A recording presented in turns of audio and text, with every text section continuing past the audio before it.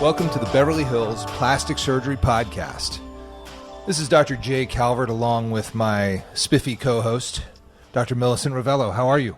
Good. I'm spiffy. You sure are. Today you are spiffy? Today I am spiffied.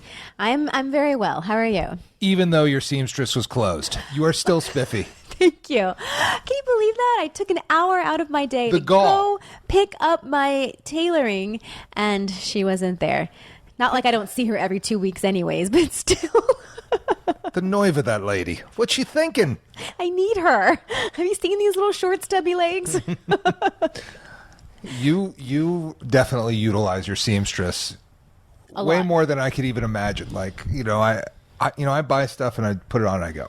But, it has to be shortened, the waist taken in, the butt taken out, like the seams are unraveled, and always there's vintage clothing that needs to be repaired. And, I like to be well tailored. There you go. And good for you, because you are.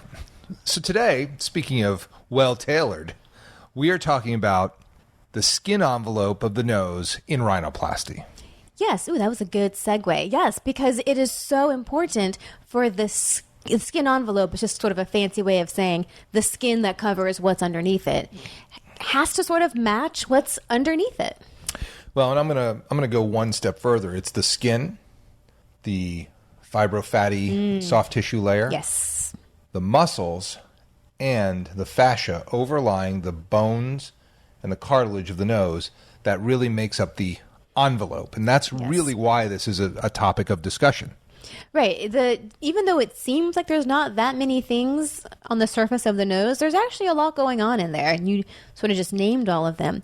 And in some people, those structures can be very thin. Like think of an older, Caucasian lady with just really paper fine, thin skin. And sometimes it can be really thick, usually more in ethnic patients or I don't know, just people who have thicker, more oilier skin. Yeah. They tend to have thick skin. Thick skin and rhinoplasty and thin skin and rhinoplasty are sort of difficult combinations, and they're different. They're difficult for different reasons.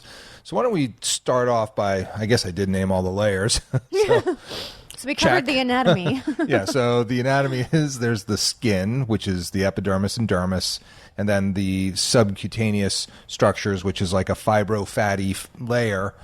Then you get to like the fat. There's a fascial layer before you get to the muscles, and we call that, it's kind of called the SNAS, which is like the SMAS in a facelift, but this is because it's not the musculoaponeurotic layer, it's the nasal layer. So there's a fascial layer, then there's the muscles, and those include like the nasalis muscles, the levator, allocanesi in the nose. Yeah, they're they run right along the side. Yep. There's nostril elevators. There's all kinds of muscles throughout the nose.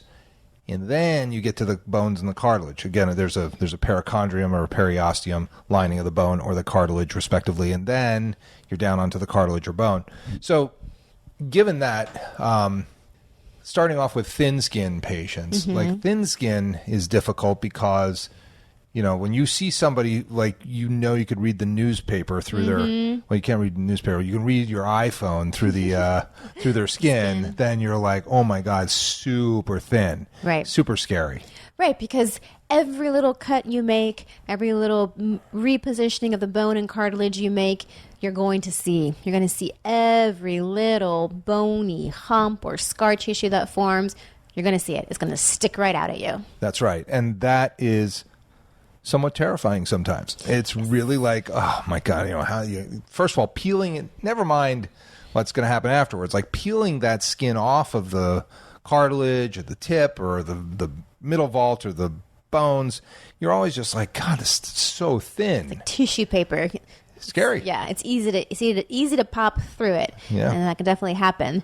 And then once you finally get it off, you do all your work on the inside, you put your skin back down, then you worry about the healing process on what it's going to do. Because you can see the entire operation. You can see it. You can see the spreader grafts. You can see the fact that you rasped the bone. And patients, never mind the fact that they all like feel their operation like, oh my God, what is this? I feel that. I go, that's where I took your hump away. Yeah. Oh, but why does it feel that way? I was like, because you don't have a hump anymore.